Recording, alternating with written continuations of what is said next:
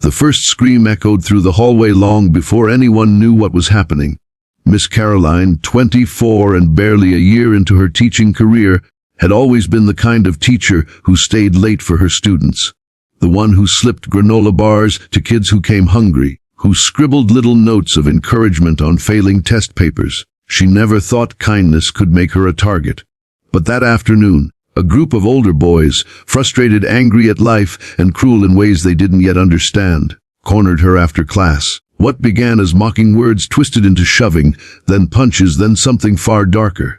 By the time someone pulled the fire alarm, Caroline was already crumpled on the floor, her breathing shallow, her world fading. Enter Jack, a single father, a veteran of 2 wars, and a man who happened to be waiting in the hallway to pick up his daughter. He didn't hesitate. While others froze, he charged forward, pulling the boys off with a strength that carried both discipline and fury. He shielded Caroline with his body, barking orders until the chaos stopped. His military instincts kicked in: check breathing, control bleeding, keep her awake. "Stay with me, miss," he whispered, his voice steady but desperate. "Don't you dare give up." The ambulance came. The boys were taken away. Caroline slipped into a coma. And the school, once a place of learning and laughter, suddenly felt like a crime scene. For weeks, Jack visited the hospital with his daughter. He didn't know Caroline personally, but he knew what it meant to fight for someone's life. His daughter would draw little cards, "Wake up soon, Miss C," and tape them by her bedside. The nurses whispered about the stranger who cared so fiercely, who wasn't family, who kept showing up. Then came the twist no one expected: Caroline's mother, Margaret. A woman of quiet strength, she had raised Caroline alone, working night shifts, sewing clothes to pay for college. But grief turned her heart into fire. When she saw her daughter's broken body, she didn't cry. She organized. She rallied parents, teachers, neighbors. Within weeks, the school board faced lawsuits, protests, headlines. Margaret didn't just fight for Caroline. She tore through the system that allowed bullying to go unchecked. She demanded change, demanded accountability, demanded humanity. And while Margaret raged outside, Jack quietly tended inside. He sat by Caroline's bed, talking about the world waiting for her, how her students missed her, how kindness mattered, how sometimes the smallest light could break the darkest night. The emotional climax came one gray morning. Jack's daughter, holding Caroline's limp hand, whispered, "Please, Miss C, I need you." And then a miracle: Caroline's fingers twitched. Her eyelids fluttered. Against all odds, she began to wake. The news spread like wildfire.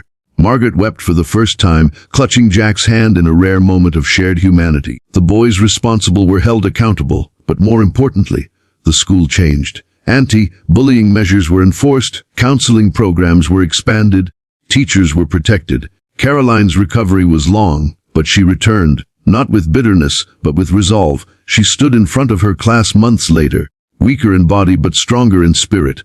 And in the back row, Jack sat with his daughter, smiling proudly. Because in the end, the story wasn't just about violence or tragedy.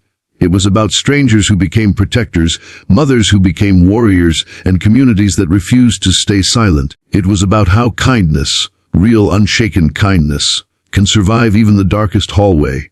And it left everyone who heard it believing this humanity isn't gone. It's in the small acts of courage that ripple outward and change the world.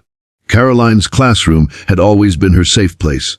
Bright posters lined the walls, a jar of candy sat on her desk, and she had this little habit of writing, "You matter," on the whiteboard every Monday morning. For her students, she wasn't just a teacher. She was the one adult who actually listened. That's why it was so cruel, so jarring, that violence found her. When the bullies struck that afternoon, the world tilted. The laughter of children turned to screams. The sound of fists hitting flesh replaced the scratching of pencils. And Caroline, sweet, patient Caroline, was left fighting for her life. But fate had placed someone in the hallway that day, Jack. Jack was a man who looked rough around the edges. Scarred knuckles, a limp he tried to hide, a voice that carried authority even in whispers. He wasn't just a veteran. He was a father doing everything he could to raise his daughter after his wife had left years earlier. Picking her up from school was part of his daily ritual. He was there at exactly the right moment. When he saw the scene, instinct took over. He didn't hesitate. He dragged the boys off, shielding Caroline with his body, barking commands like it was a battlefield. "Step back! Hands where I can see them! Someone call 911, now! He pressed his jacket to her bleeding head, whispering steady words, "Stay with me. Breathe. You're gonna make it. I've seen worse, you hear me? You're tougher than this." The paramedics rushed in. Caroline slipped into a coma, and suddenly everything quieted, like the world itself was holding its breath.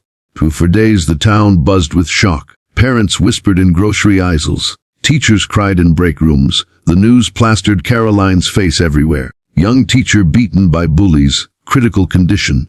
And there was Jack, this man who had no obligation, who wasn't family, but who showed up at the hospital every single day. He'd sit in the chair beside her bed, his daughter sketching pictures of rainbows and apples to tape on the wall.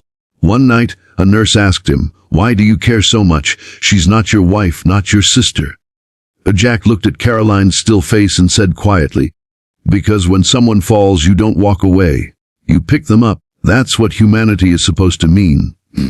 But the real storm was brewing outside the hospital walls. Caroline's mother, Margaret, wasn't the kind of woman you underestimated.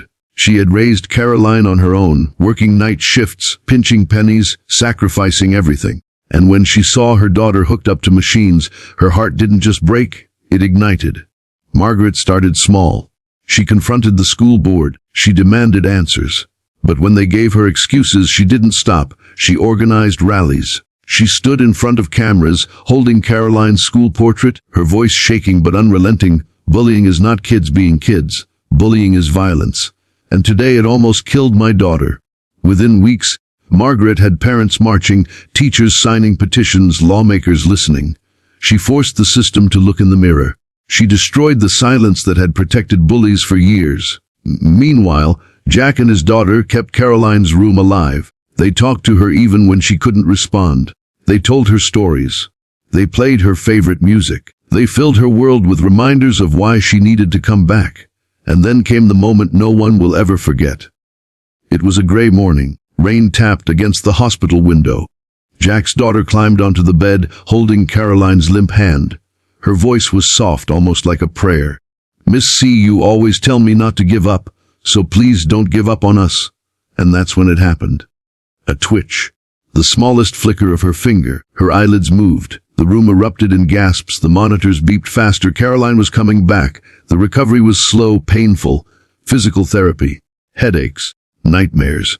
But every time she thought of giving up, she remembered the faces of her students, Jack's steady hand on her shoulder, her mother's fiery determination. Months later, Caroline returned to her classroom. Her steps were shaky, her body thinner, but her spirit burned brighter than ever. She stood in front of her students and said, "You matter. Every single one of you. And I'm here because people refuse to let hate win." In the back row, Jack sat with his daughter. She smiled wide, and Jack, this hardened soldier who had seen too much war, felt tears sting his eyes.